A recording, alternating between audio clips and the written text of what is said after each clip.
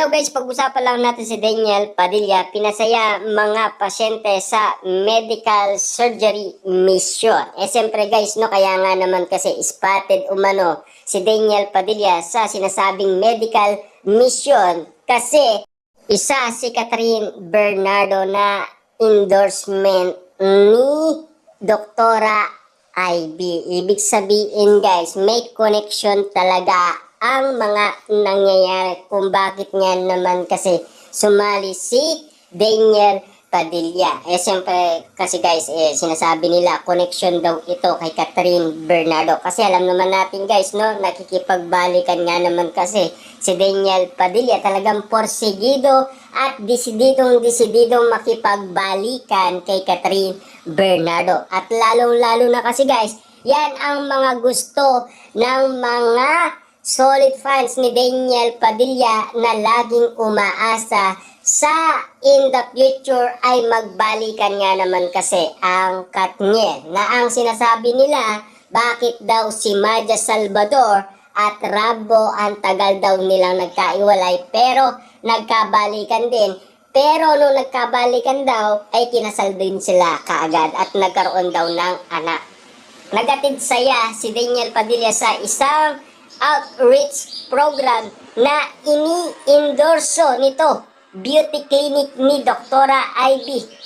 Ibinida nga ng nasabing beauty clinic ang ilang larawan ni Daniel sa Aguilar Sport Complex sa Pilar Village kung saan ginawa ang event. Grabe nga naman kasi guys ang nangyari na talagang katakataka kung bakit nga naman nandoon ang isang Daniel Padilla. Karamihan nga naman kasi guys, ang sinasabi nila ay connection daw yan kasi kay Catherine Bernardo na talagang nakikibagbalikan umano si Daniel Padilla kay Catherine Bernardo. Na talagang tinagulat ng karamihan kung bakit nga naman guys desididong si Daniel Padilla sa kanyang dating ex-partner na si Catherine Bernardo na talagang suyuin muli ang kanyang dating girlfriend na talagang nagiging masaya na ang mga solid fans ni Daniel Padilla dahil sa kanyang ginagawa umano.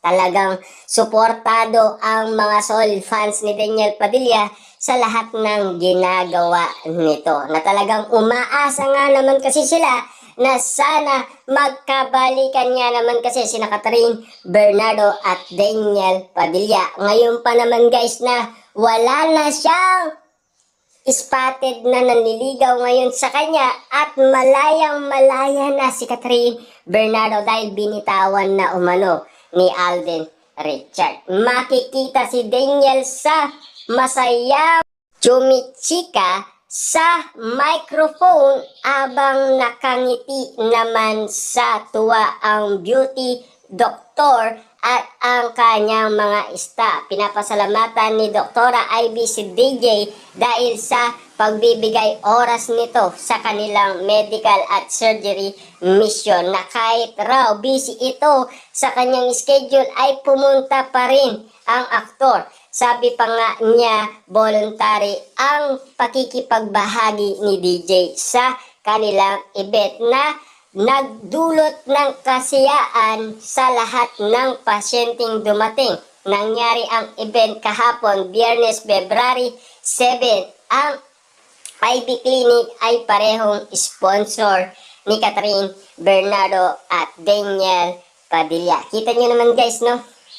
Hanggang ngayon ay pinag-uusapan pa rin sina Daniel Padilla at Catherine Bernardo. Na alam naman natin kasi guys, si Daniel Padilla ay pinag-uusapan nga naman kasi at pinagkakaguluhan at pinagpipestaan lahat ng aksyon na ginagawa niya umano para balikan umano si Catherine Bernardo. Ganyan kalupit umano guys na binabantayan ng mga netizens at ng mga sausawerang kapitbahay at lalo-lalo na guys ang mga solid fans ni Daniel Padilla na umaasa in the future na sana ay magkabalikan sina Catherine Bernardo at Daniel Padilla. Yan kasi guys ang pangarap ng mga solid fans ni Daniel Padilla. Kaya nga naman guys, mabusising nga naman kasi ang mga intriga at issue na kumakalat ngayon sa social media.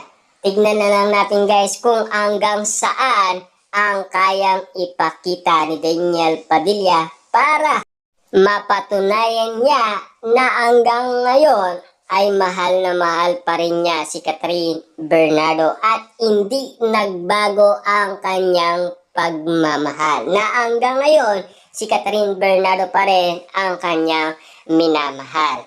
Ang IB Clinic ay parehong sponsor ni na DJ at Catherine Bernardo kahit noong magkasintaan pa lang ang dalawa. Yan kasi guys ang chika ng balita sa atin na talagang pinagkakaguluhan at pinagpepestaan ng karamihan. Lalo-lalo na guys, pinag-uusapan na talagang gumagawa ng paraan si Daniel Padilla na muling makasama ang kanyang ex-partner na si Catherine Bernardo at lalong-lalo na makipagbalikan. At alam naman natin guys, hanggang ngayon, mahal na mahal pa rin ni Daniel Padilla si Catherine Bernardo. Yan kasi guys, ang usap-usapan na pinagkakaguluhan.